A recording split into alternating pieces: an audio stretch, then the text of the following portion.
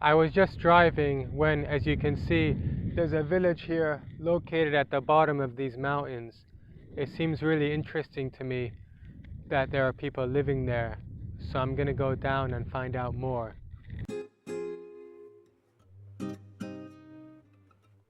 In many parts of Oman, villages lie at the bottom of mountains.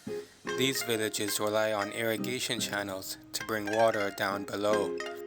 In this way, people manage to live in these challenging environments and to grow date palms and other plants.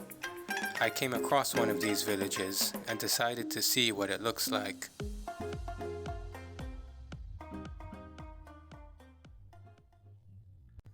I just reached the bottom and it's a beautiful land, as you can see.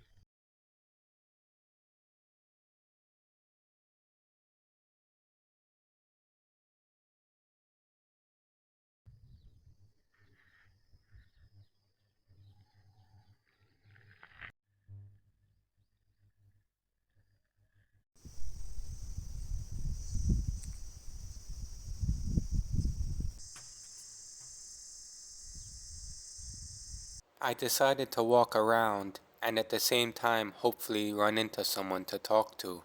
It seems like these are some of the old houses of the town.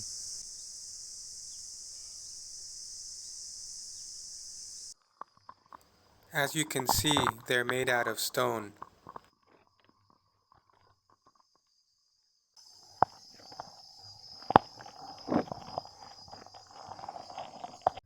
This looks like an old abandoned house.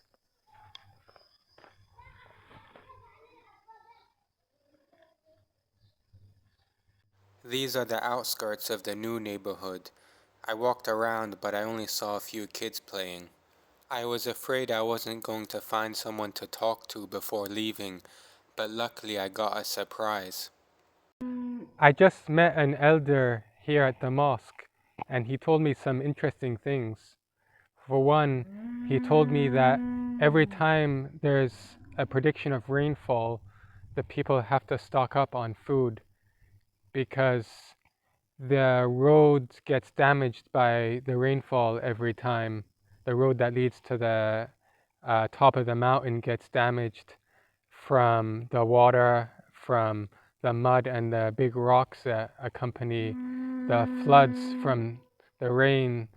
So they actually have to be prepared to basically to monitor weather forecasts for when it does rain, that they make sure that they have enough supplies because they usually have to wait around a week to 10 days after each rainfall before they can leave the village again because the roads have to be repaired and trucks have to come in and remove the debris as well.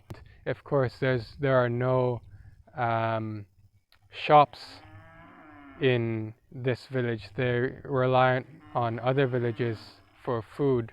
And one of the other things the man told me is that there are 10 families here now, but it used to be higher than that in the past. It's just people have left to other nearby, bigger towns nearby in search of job opportunities. And so the people who have stayed are just those who have managed to commute to work and then come back to the village. As for the gentleman himself, who's lived here 65 years, he said he wouldn't ever plan on leaving just because this is where his ancestors are from, and there are residents here who stay for that reason, that this is the land of their ancestors, even though it would be easier to live in a flat area without the need to go up and down the mountain every time you ever need to get anything for yourself. So it's interesting to hear that from them. Here you see the date trees. Traditionally, it really was the only means of sustenance for people in this town, was growing dates and some other fruit as well. but other things like fish they would bring from another bigger town along the coast. This is an irrigation channel bringing water to the crops.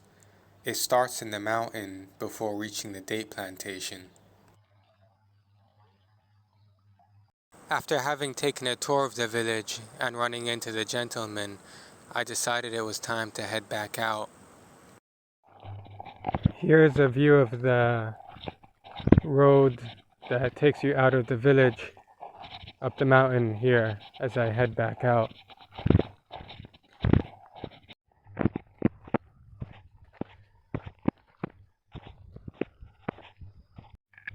I was on my way up, and as you can see in the back there's looks like what's like a watchtower on the top of that hill, probably used for protection for the village in the past.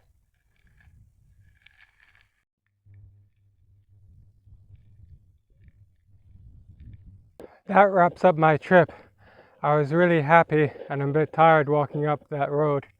I was happy to get an idea of how people live in places like these. It was something new for me to see, so I was happy for the chance to see the village.